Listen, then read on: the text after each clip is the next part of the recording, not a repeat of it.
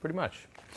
Former Congressman Devin Nunes was the head of House Intel under Donald Trump. Mike Davis is a legal expert and former clerk under Justice Neil Gorsuch. Gentlemen, good to see you both. Devin, the Department of Justice is totally weaponized at this point, and with the support of the media, I think most importantly, there's really nothing to stop them because there's nobody aside from these whistleblowers to point out and say how ridiculous this is and what's happened to them. Right. What they're doing is they're keeping the American people in the dark. But even then, the polling does not look good for the Democrats or the Department of Justice. I think the polling that I've seen is it's well over 50% of the people think this is very political. And the more they do it, the harder it is to keep quiet. I mean, look, you just had today, and I don't know if you, and I know this is a little bit off topic, but you did mention January 6th.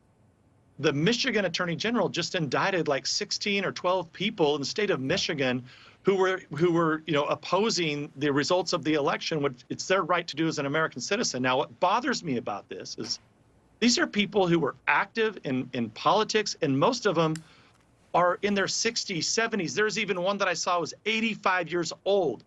This is not going to stand, no matter what they try to do. I think MTG said it best, but I won't say it here, Rob. She did. She hit the nail right on the head. Mike Davis, I want to play this. This is Ron DeSantis asked about the pending indictment today.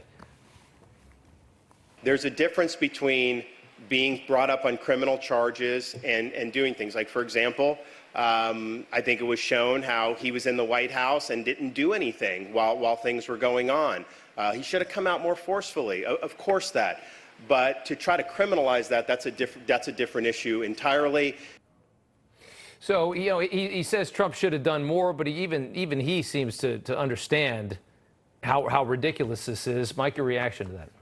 I think Governor DeSantis has been a great governor. He is a terrible presidential candidate. If he doesn't understand that this is Democrat lawfare to take out President Trump and election interference, he doesn't have his head on right. This is purely political. It's been political all along. They fear they can't beat Trump in November 2024, so they're just trying to indict him and then disqualify him under the 14th Amendment. It's not going to fly. Devin, you ran House Intel. You understand a lot about how investigations work and how the DOJ operates.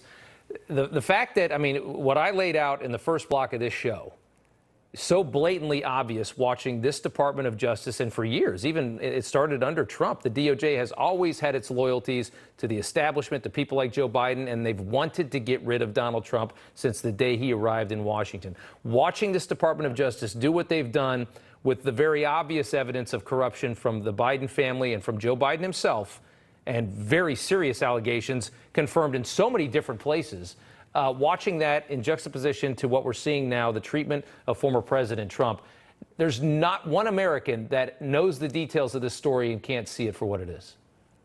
Well, and if I could just add, I was there in 2016 when the Democrats opposed the election results. Look, Rob, I was also there in 2004 when there were Democrats. I was on the floor of the House. They opposed the election results. So, look, with all of this said, and you've got, the whole idea that they can't even find who left the cocaine at the White House. So many people, you got old ladies going to jail in Michigan and being prosecuted, and nobody's going to believe the Cocaine Gate story either. Mike's been in the White House. I've been in the White House. Everybody who's ever been there knows there are only a few people that could possibly have known where this cocaine is. So this is going to get out with the American people. How many people are in jail today because they did drugs or dealt drugs or had a DUI? Yep. And now we got cocaine in the White House and you can't even find out who it is. It's preposterous. Nobody even cares. Devin Nunes, Mike Davis, gentlemen, good to see you both. Thank you. Thank you.